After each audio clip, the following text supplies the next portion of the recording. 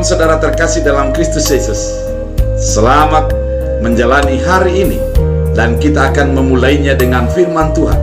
Oleh karena itu, dalam renungan embun pagi hari ini, kita akan ditaburkan oleh firman Tuhan. Sebelumnya, kita bersatu di dalam doa. Damai sejahtera Allah yang melampaui segala akal dan pikiran, itulah yang memelihara hati dan pikiranmu di dalam Kristus Yesus Tuhan kita. Amin. Saudara terkasih dalam Kristus Yesus, pada hari ini firman Tuhan akan diambil dari Roma 7 ayat 6. Dalam bahasa Batak Angkola dikatakan demikian. Tapi anggoson nari madung dipalua hita siang tonai nama niopi hita. Akke madung mate hita disia, gabe mangoloi do hita di bagasan haim baruon manghut kotondi, jana nada di bagasan habu buruk ni surati.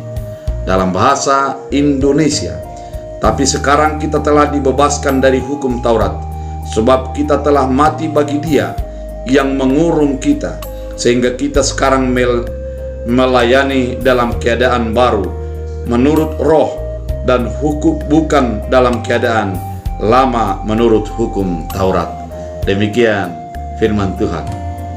Saudara, ketika saya membaca firman ini, saya teringat ketika kami berada di dalam asrama, ketika persiapan untuk menjadi pendeta ataupun sekolah teologi.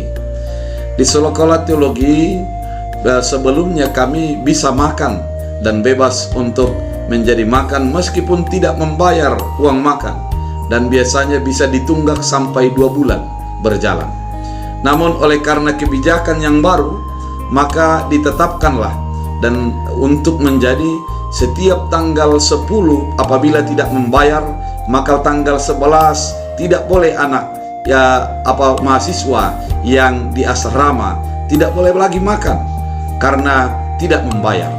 Dan kebetulan pada saat itu saya adalah sebagai ketua seksi konsumsi ataupun seksi yang mempersiapkan untuk makanan dan bertanggung jawab kepada setiap mahasiswa.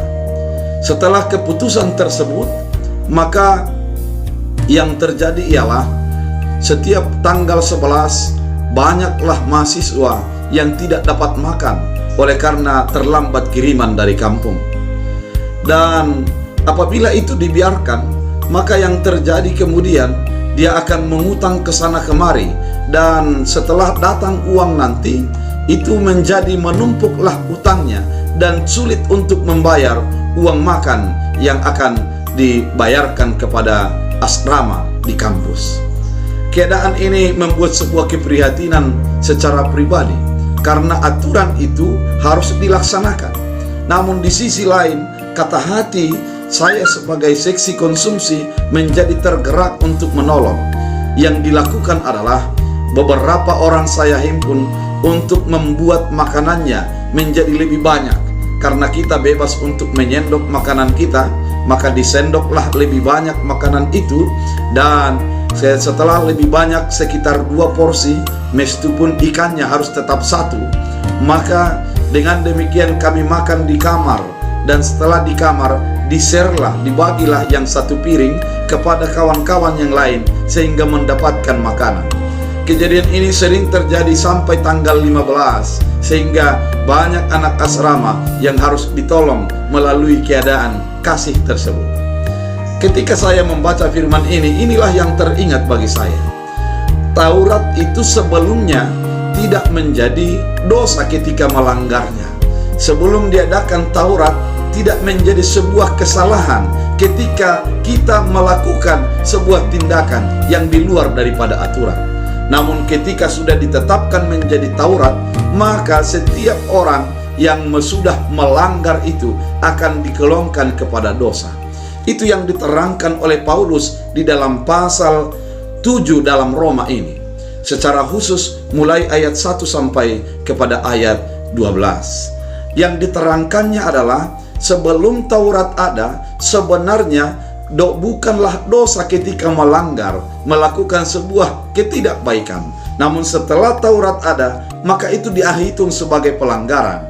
Dan oleh karena Kristus Yesus yang lahir, datang dan menebus dan memberikan sebuah kasih, maka terbebaslah, bukan lagi manusia dihukum atau diukur kesalahannya daripada Taurat itu, namun sudah di dalam kasih karunia oleh karena Kristus Yesus. Yang sebenarnya oleh karena Taurat manusia akan menjadi masuk ke dalam dosa. Oleh karena aturan-aturan manusia akan masuk ke dalam dosa. Maka dipertanyakan, apakah sebenarnya Taurat itu penting? Apakah Taurat itu menjadi sesuatu yang menyeramkan bagi kehidupan? Paulus dengan tegas mengatakan, bukan demikian. Taurat itu berguna untuk mengenal dosa kita, untuk mengenal kepribadian kita, untuk mengenal kelemahan-kelemahan yang dimiliki oleh manusia. Melalui Taurat menjadi cerminan dalam kehidupannya, melihat atas kesalahan, atas segala perbuatan-perbuatan yang menjauh dari Allah. Namun dengan Taurat itu sesungguhnya tidak bisa untuk menyelamatkan. Oleh karena itu Kristus Yesus menjadi menyempurnakan, sehingga orang yang hidup pada saat ini adalah hidup di dalam kasih karunia, bukan lagi di dalam lingkungan ataupun pagaran daripada Taurat, namun hidup di dalam kasih oleh karena Kristus Yesus. Oleh karena itu di dalam firman ini sangat tegas dan sangat lugas dikatakan, tetapi kita sekarang telah dibebaskan dari hukum Taurat, telah dibebaskan daripada aturan-aturan yang menjadikan kita menjadi semakin berdosa, semakin menjadi jatuh ke dalam hukuman atas pelanggaran yang mengurung kita, sehingga kita telah sekarang melayani dalam keadaan baru menurut Roh, yaitu keselamatan yang sudah disediakan Yesus Kristus. Mungkin kita merasakan bahwa keselamatan itu jauh dan kebebasan atas dosa itu tidak bisa kita pahami, karena memang keadaan manusia berdosa dan tidak berdosa agak sulit dilihat secara fisik. Namun secara roh kita akan memahami bahwa kita ini adalah hidup di dalam roh, hidup oleh karena kebaikan dan oleh karena kasih karunia Yesus Kristus. Oleh karena itu, dan bukan dalam keadaan lama, yaitu keadaan di mana Taurat itu menjadi menghantui kehidupan kita, menjadikan kita menjadi masuk ke dalam hukuman, dan kita menjadi hidup di dalam kasih karunia. Keadaan ini, saudara terkasih dalam Kristus Yesus, menghantar perasaan kita, menghantar keterbatasan kita yang penuh dengan noda dan dosa ke dalam kasih karunia oleh karena Kristus Yesus telah membebaskan dan melepaskan kita. Oleh karena itu saudara terkasih dalam Kristus Yesus, mari hidup di dalam kasih karunia itu. Oleh karena kasih karunia, oleh karena Yesus Kristus, kita telah terbebas dari dosa, dari segala pelanggaran, dan kita hidup di dalam kehidupan yang baru oleh karena anugerah Yesus Kristus, dan Roh mengingatkan kita akan keselamatan itu. Oleh karena itu, mari kita hidupi kasih karunia dan anugerah yang sudah diberikan melalui Kristus Yesus dalam kehidupan kita. Amin. Kita bersatu dalam doa. Tuhan Yesus yang baik, terima kasih atas mengingatkan kami bahwa kami sudah hidup di dalam Roh, bahwa kami sudah hidup di dalam kasih karunia. Biarlah kehidupan kami juga memancarkan Roh dan memansarkan kasih karunia, di mana hidup kami adalah untuk membebaskan dan mengeluarkan daripada pergumulan dan menghapuskan daripada kesalahan dan kekurangan orang-orang di sekitar kami. Terima kasih Bapa, jadikan firman-Mu menjadi berakar bertumbuh bagi kehidupan kami. Hamba berdoa kepada seluruh umat yang mendengarkan siaran ini, berkati mereka.